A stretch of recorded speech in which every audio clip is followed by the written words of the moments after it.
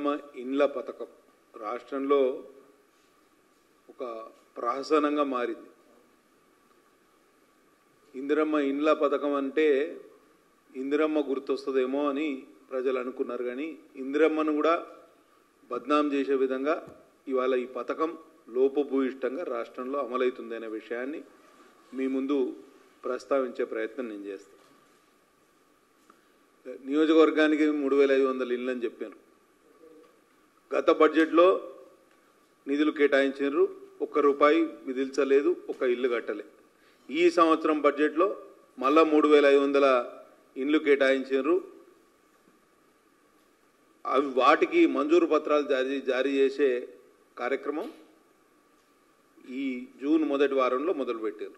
ఎందుకు జూన్ మొదటి వారం అని అంటే జూను 9వ తారీఖు 8వ 9వ తారీఖు ముహూర్తాలు అయిపోతాయి అని వీళ్లకు సమాచారం ఉందట. అందుకని తొందరగా జూన్లో మొదలు పెట్టాలనే ఆలోచనతోటి ఈ ఇందిరమ్మ ఇండ్ల పథకం యొక్క మంజూరు పత్రాలను జారీ చేస్తున్నారు. పోయిన సంవత్సరం ఈ పథకం హుష్కాకి అయింది, కాకెత్తుకపోయింది. ఈ సంవత్సరం ఎక్కడ ఉన్నది ఒకసారి మీరు ఆలోచన చేయాలి. లబ్ధిదారుల ఎంపిక కానివ్వండి, ఆ ప్రక్రియ కానివ్వండి, చూస్తే నవ్వొచ్చే విధంగా అసలు ఇందిరమ్మ ఇండ్ల కమిటీలు, ఇందిరమ్మ కమిటీలు అనే వేశారు.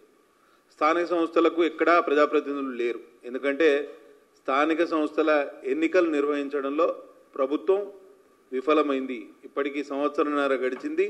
ఎక్కడ సర్పంచ్లు కానీ, ఎంపీటీసీలు కానీ, జడ్పీటీసీలు కానీ లేరు. కేవలం ఉన్నది ఎమ్మెల్యేలు, ఎంపీలు మాత్రమే ప్రజాప్రతినిధులు. కనీసం వాళ్ళకు సమాచారం ఇవ్వకుండా ఒక ఇందిరమ్మ కమిటీలను ఒక ప్యారలల్ వ్యవస్థ తయారు చేసి ఆ ఇందిరమ్మ కమిటీల ద్వారా లబ్ధిదారులు ఎంపిక చేశారు. అది ఎంత లోపభూయిష్టంగా, ఎంత అవినీతిమయంగా మారిందో ఒకసారి మీరు ఆలోచన చేయాలి. 3500 ఇండ్లు నియోజకవర్గానికి ఇస్తే పైలట్ ప్రాజెక్టులు, పైలట్ విలేజెస్ సెలెక్ట్ చేశారు. మండలానికి ఒక పైలట్ విలేజ్ పూర్తిగా సాచురేషన్ పాయింట్ వరకు, అంటే లబ్ధిదారులు ఎవరైతే అర్హులు ఎవరైతే ఉన్నారో వాళ్ళందరికీ ఇండ్లు ఇస్తామని చెప్పారు. అదే పెద్ద ఫార్స్. ఈ రకంగా ఊరుకు 5 నుంచి 8 ఇండ్లు మాత్రమే వచ్చినాయి. ఇక ఇప్పుడు 5-8 ఇండ్ల కోసం ప్రజలు కొట్టుకు సావాలి. గ్రామీణ ప్రాంతాల్లో పెద్ద ఎత్తున చర్చ నడుస్తుంది. కాబట్టి ఆ విషయాలు మీ ముందు ఉటంకించే ప్రయత్నం నేను చేస్తా. ఇవాళ ఒక రకంగా చూస్తే ఈ వానాకాలం ప్రారంభం సందర్భంగా ఇప్పుడు మంజూరు పత్రాలు ఇవ్వడమే నేరం. ఎందుకంటే ఇవాళ వర్షాలు పడితే నిన్నటి వరకు, అంటే ఇప్పుడు ఈ 4 రోజులు వర్షాలు లేవు, కానీ మొన్నటి వరకు 20 రోజుల పాటు కంటిన్యూస్గా వర్షాలు ఉండే. ఇప్పుడు ఇసుక దొరికే పరిస్థితి లేదు. ప్రజలు ఇప్పుడు మంజూరు పత్రాలు ఇస్తే వాళ్ళు ఎట్లా మెడ మీద కత్తి పెట్టి మీరు 45 రోజుల్లోపు ఇళ్ల నిర్మాణం అట్లీస్ట్ బేస్మెంట్ కూడా పూర్తి కాకపోతే మీ మంజూరు పత్రం రద్దు చేస్తామని అక్కడ అధికారులు పురమాయించే పరిస్థితి. ఇప్పుడు ఇల్లు వీకి పందిరేస్తే వాళ్ళకు కనీసం సిమెంట్ పెట్టుకోవడానికి కూడా స్థలం లేదు. కేవలం స్థానిక సంస్థలు మేము వచ్చే నెల నిర్వహిస్తాము అనే ఉద్దేశంతో స్థానిక సంస్థల్లో రాజకీయ లబ్ధి పొందడానికి ఈ పథకాన్ని ఇప్పుడు ప్రవేశపెట్టినట్టు, ఈ వర్షాకాలంలో ఈ పథకం యొక్క మంజూరు పత్రాలు ఇస్తున్నట్టు మాకు తెలుస్తుంది. ఎంత దారుణం అంటే ఇసుక దొరికే పరిస్థితి లేదు. పునాదులు దవ్వితే అది కూలిపోతాయి. వానాకాలంలో ఈ అర్హులు పక్కన పెడితే లబ్ధిదారులు ఎవరైతే ఉన్నారో వాళ్ళ మెడకాయ మీద కత్తి పెట్టి మీరు ప్రారంభించాలి అని అధికారులు ఎంపీడీఓల దగ్గర నుంచి మొదలు పెడితే హౌసింగ్ డిపార్ట్మెంట్ వాళ్ళు అందరూ పెద్ద ఎత్తున లబ్ధిదారుల మీద ఒత్తిడి తీసుకొచ్చే కార్యక్రమం చేస్తారు. ముగ్గుపోయాలి అని తిరుగుతూ వాళ్ళని ఇబ్బంది పెట్టే కార్యక్రమం చేస్తారు. నేనేమంటా అంటే ఈ ఆయిట్ మూలంగా ఇప్పుడు వర్షాలు పడే టైంలో మీరు ఇట్లా లబ్ధిదారులను ఇబ్బంది పెడితే చాలా కష్టం. ఎందుకంటే మీరు గత బడ్జెట్లో పెట్టారు, ఈ బడ్జెట్లో పెట్టారు. మీరు ఫిబ్రవరి మార్చిలో టేకప్ చేయాల్సిన ప్రాజెక్ట్ ఇది, పథకం ఇది. ఫిబ్రవరి మార్చిలో చేస్తే ఇప్పటి వరకు ఒక స్లాబ్ అయిపోయేది. ఆ లబ్ధిదారులు అలా ఆ స్లాబ్ కింద ఉండే అవకాశం ఉన్నది. ఇప్పుడు మీరు ఇల్లు వీకి పందిరే అందరికీ ఇప్పుడున్న ఇంటి స్థలం ఇల్లు ఏదో చిన్న ఇల్లు, రేకుల షెడ్డో, లేకపోతే గూన ఇల్లు, ఏదో ఒక ఇల్లు ఉంటుంది. ఈ ఇల్లు వీకి ఇంకో దగ్గర వేసుకోవడానికి వారికి స్థలం ఉండదు. లేకపోతే సేమ్ ప్లేస్లో మళ్ళీ కట్టాలంటే చాలా ఇబ్బంది. కాబట్టి ప్రాక్టికల్గా చాలా ప్రాబ్లమ్స్ ఉన్నాయి. వీటన్నింటినీ బేరీజు వేయకుండా మీరు కేవలం రాజకీయ లబ్ధి కోసం ఈ పథకాన్ని ఈ తొందరగా ప్రవేశపెట్టే ప్రయత్నం చేస్తున్నారనేది నా ఆరోపణ. ఈ టైము వ్యవసాయానికి ఇప్పుడే దుక్కి దున్ని అందరూ వ్యవసాయానికి పెట్టుబడి తయారు చేసుకునే టైం ఇది. ఎరువులు కొనుక్కోవాలి, విత్తనాలు కొనుక్కోవాలి, యూరియా కొనుక్కోవాలి, డిఏపి కొనుక్కోవాలి. రైతులందరూ పెట్టుబడికి మొత్తం వ్యవసాయానికి మళ్లించే టైంలో మీరు ఆ పెట్టుబడిని ఇంటి మీద పెట్టమంటే చాలా ఇబ్బంది. 1,00,000 రూపాయలు చేతుల్లో లేనిది బేస్మెంట్ అయ్యే పరిస్థితి, పునాది అయ్యే పరిస్థితి లేదు.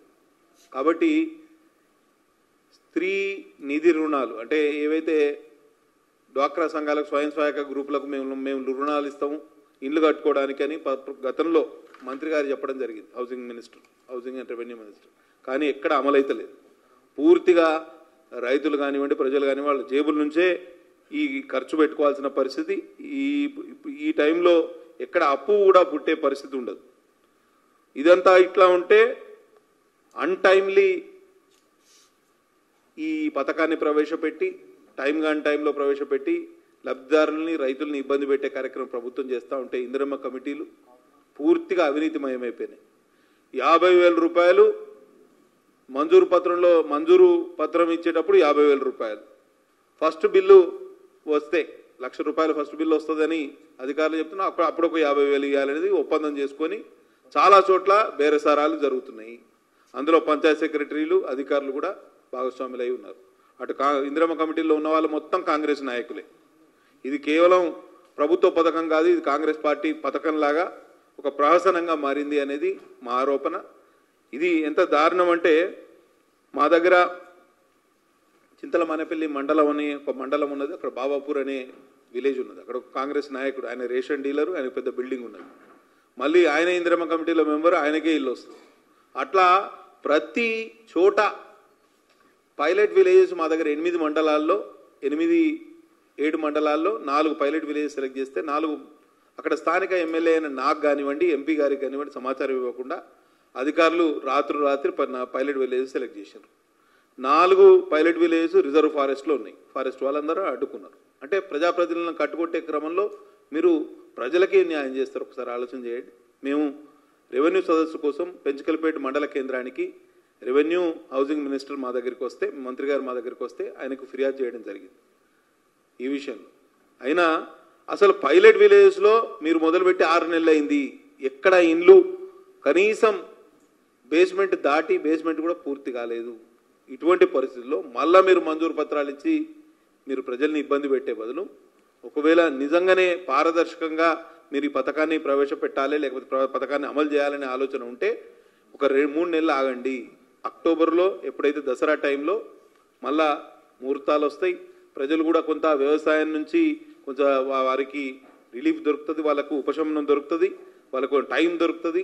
అప్పటి నుంచి వర్షాలు కూడా తగ్గుముఖం పడతాయి. ఈ సిమెంట్ స్టోరేజ్ కానివ్వండి, ఇసుక అవైలబిలిటీ కానివ్వండి, ఇవన్నీ కూడా ఈ సాధక బాధకాల నుంచి బయటపడే అవకాశం ఉంటుంది. కాబట్టి కేవలం రాజకీయ లబ్ధి కోసం ఇట్లా చేయడం కరెక్ట్ కాదనేది మా అభిప్రాయం.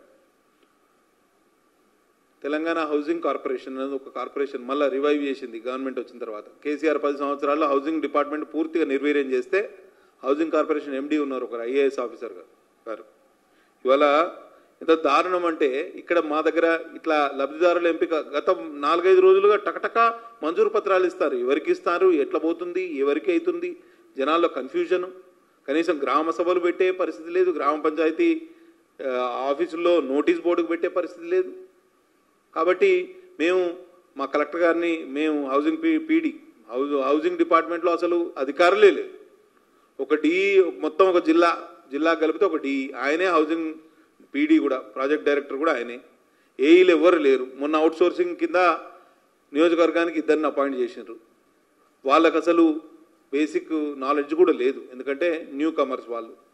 వీళ్ళ ఆధ్వర్యంలో ఎక్కడ అధికారం యంత్రాంగమే లేనప్పుడు ఇవన్నిటి మీద ఆజమాయిషి ఎట్లయితుంది? ఏదో తాంబూలాలు ఇచ్చేసినాం, మీరు దన్నుకు సావండి అన్నట్టు ఒక ప్రహసనంగా మారింది ఈ పరిస్థితి. నేను ఈ హౌసింగ్ కార్పొరేషన్ ఎండీ గారికి 4 రోజుల నుంచి నేను చెప్తూనే ఉన్నాను, సార్ ఇక్కడ ఇట్లా మీరు అడ్డగోలుగా చేస్తూ ఉంటే ప్రజలకు ఇబ్బంది అని అంటే ఆయన ఒకసారి 2 సార్లు రెస్పాండ్ అయ్యి మళ్ళీ ఫోన్ ఎత్తడమే మానేసి మంత్రులు కూడా ఎట్లయిపోయినారంటే వీళ్ళ అడ్డగోలు సంపాదనలో ఈ అధికారులు కూడా భాగస్వాములు అయిపోయి వాళ్ళని నెత్తికెక్కించుకుంటే వాళ్ళు ఫోన్లు ఎత్తని పరిస్థితి. ప్రజాప్రతినిధుల కాల్స్ కూడా రెస్పాండ్ అయ్యే పరిస్థితి. అది పబ్లిక్ గ్రీవెన్సే, అది నా పర్సనల్ గ్రీవెన్స్ కాదు, నాకు సంబంధించిన అంశం కాదు. మా జిల్లాలో ఇది జరుగుతుంది అని అంటే కలెక్టర్ గారు ఏమంటారు, నాకు సంబంధం లేదంటారు. హౌసింగ్ కార్పొరేషన్ ఎండీకి ఫోన్ చేస్తే ఆయన ఫోన్ ఎత్తాడు, మంత్రి గారికి చెప్తే ఆయన రెస్పాండ్ కాడు, జిల్లా ఇన్ఛార్జ్ మంత్రి వారు అందుబాటులో ఉండరు, మా జిల్లాకు ఒక మంత్రి లేడు. ఇట్లా అన్ని జిల్లాల్లో ప్రాక్టికల్గా చాలా సమస్యలు ఉన్నాయి. కాబట్టి ఈ విషయంలో ప్రభుత్వం కొంత చొరవ తీసుకోవాల్సిన అవసరం ఉన్నది. వీళ్ళంతా ఈ అధికార యంత్రాంగం కూడా సొంత జాగీరులాగా, ఇది పబ్లిక్ అసెట్ క్రియేషన్ అనే ఆలోచన లేదు వాళ్ళకు. ఏదో మేము సొంత జాగీరు నడుపుతున్నట్టు మాకు తెలుస్తుంది. కాబట్టి వీళ్ళు కాంగ్రెస్ నాయకులుగా చలామణి అవుదామనుకుంటే వీళ్ళు కండువా కప్పుకొని పూర్తిగా కాంగ్రెస్ నాయకుల్లాగా చలామణి అయితే మాకు అభ్యంతరమే లేదు. మేము ఆ అధికారులు హౌసింగ్ కార్పొరేషన్ ఎండీ గారి దగ్గరికి పోము, ఈ కలెక్టర్ల దగ్గరికి పోము, ఎవరి దగ్గర పోము. మొత్తం వాళ్ళు కాంగ్రెస్ నాయకులని చలామణి అయితే మాకు ప్రాబ్లమే లేదు. కానీ ఇట్లా ప్రజల సమస్యల మీద కూడా పట్టింపు లేకపోతే, కనీసం ప్రజాప్రతినిధులు కొన్ని సమస్యలు ఏమైతే వాటిని పరిష్కరించే ఆలోచన కూడా లేకపోతే ఇక ప్రజాస్వామ్యంలో మీరు కాంగ్రెస్ నాయకులా లేకపోతే ప్రభుత్వ అధికారులా అని అడగాల్సిన పరిస్థితి దాపురించింది. నేనేమంటా అంటే ఈ మంత్రులు అధికారులంతా తోడు దొంగల్లాగా మారిర్రు. ఈ పథకాన్ని పూర్తిగా నిర్వీర్యం చేయడానికి ముందుకు వస్తున్నారు. పొంగులేటి శ్రీనివాసరెడ్డి గారు రెవెన్యూ హౌసింగ్ మినిస్టర్ చాలా శ్రీరంగ నీతులు చెప్తున్నారు. నేను ఆయన కోసమే ఈ ప్రెస్ మీట్ పెడుతున్నా. దీంట్లో హౌసింగ్ పథకంలో ఏదైతే ఈ గృహ నిర్మాణ పథకంలో కేంద్ర వాటా కూడా ఉన్నది, మీరు మర్చిపోకండి. కేంద్ర వాటా ఉన్నది.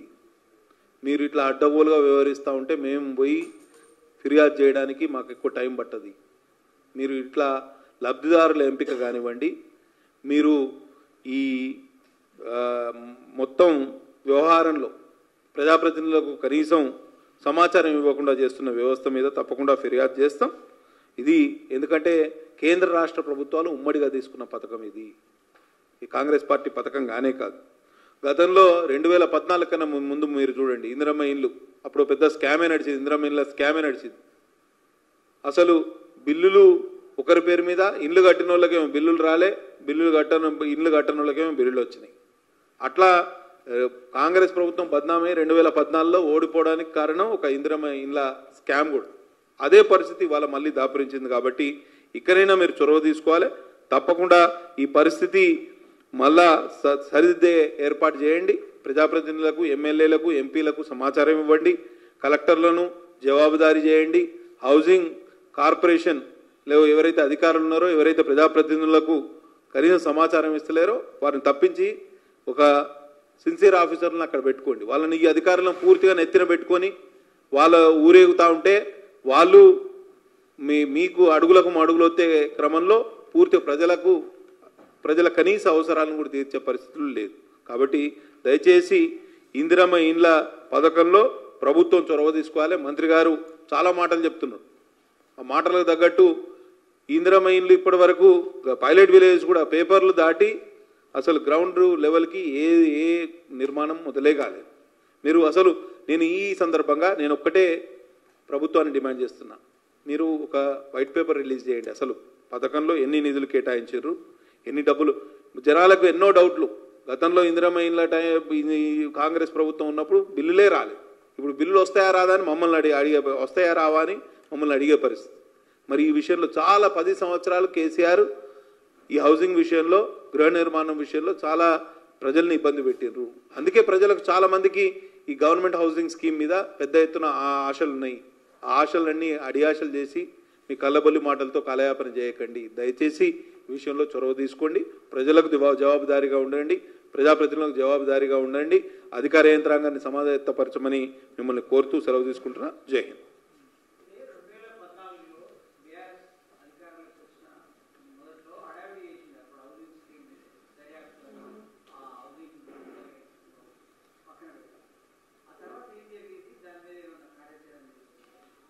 KCR only double bedroom houses అని చెప్పి సెంట్రల్ ఫండ్స్ కూడా వాటికే డైవర్ట్ చేయడం జరిగింది. ఎన్ని ఇళ్ళు కట్టిండు అనేది కేసీఆర్ రెండు టర్మ్స్లో కూడా చెప్పుకోలేకపోయారు. హైదరాబాద్లో కొన్ని చోట్ల కట్టినారు, అవి ఆక్యుపై కూడా కాలేదు. గతంలో అసలు వీళ్ళు 2 BHKలు ఎక్కడైతే పట్టణ ప్రాంతాల్లో కట్టినరో వాటికి అలాట్మెంట్ అయినా కూడా కొన్ని చోట్ల సెప్టిక్ ట్యాంకులు కానివ్వండి, ఎలక్ట్రికల్ వైరింగ్ కానివ్వండి, మిగతా బేసిక్ కమ్యూనిటీస్ రోడ్లు కానీ ఇన్ఫ్రాస్ట్రక్చర్ కానీ ఎక్కడ డెవలప్ చేయలేదు. కాబట్టి ప్రజలు అక్కడ పోయి ఉండడానికి ఇబ్బంది పడ్డారు. ఎవరు అన్ఆక్యుపైడ్ 2 BHKs రాష్ట్ర వ్యాప్తంగా లక్షల సంఖ్యలో ఉన్నాయి. కనీసం వాటిని మరమ్మతు చేసి వాటిని యూజబుల్ హౌజెస్గా మార్చి ప్రజలకు ఇవ్వాల్సిన బాధ్యత ప్రభుత్వం మీద ఉందా? అది చేయకుండా మళ్ళీ ఇండ్ల పథకం అని చెప్పి ఎలక్షన్లలో ఓట్లు సంపాదించే ఏర్పాటు చేస్తుంది ప్రభుత్వం.